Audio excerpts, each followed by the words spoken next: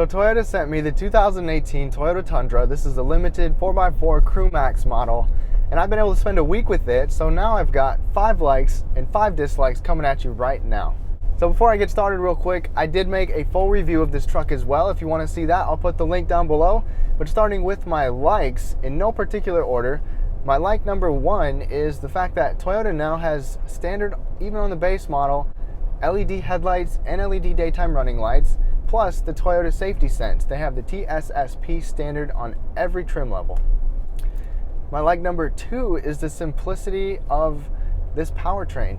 So obviously this powertrain is old. It's been around a while, which in my opinion, I think it's a good thing. You know, it's something you can count on. You got a basic 6-speed transmission, no 10 speeds or 8 speeds that are new, 5.7 liter V8, no turbos, nothing like that. Everything is naturally aspirated and something you can hopefully be relying on and something that will last a long time.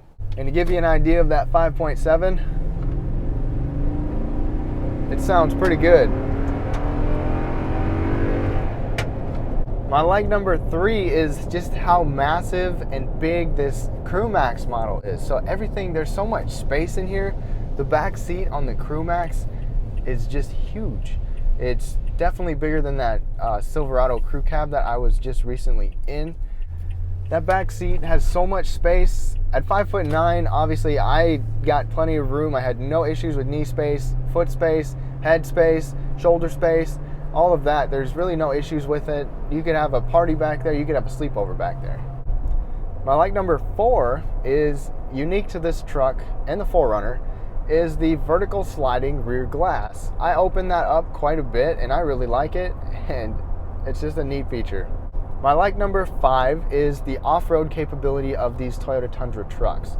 A lot of Toyota commercials will even have the Tundra or the Tacoma off-road because that's kind of what they're known for.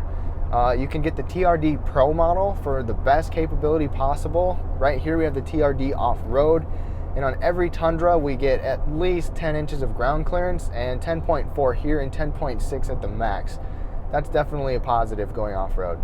And now it's time for my dislikes, also in no particular order. Starting with dislike number 1, this is because of my wife.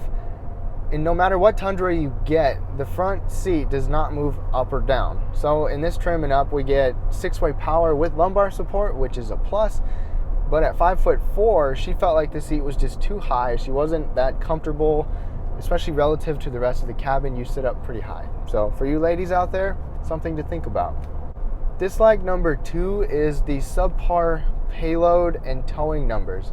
So numbers are kind of all over the place depending on what trim level, box length, and all that you get. I'll put a chart down below, but compared to the competition, the payload and the towing is just not that good. And as equipped, our payload or our towing is 8,800 pounds, and that's just not that great. Dislike number 3, you got to see this one coming, is the miles per gallon. So as equipped 4x4 with the 5.7 V8, you can get 13 in the city and 17 on the highway.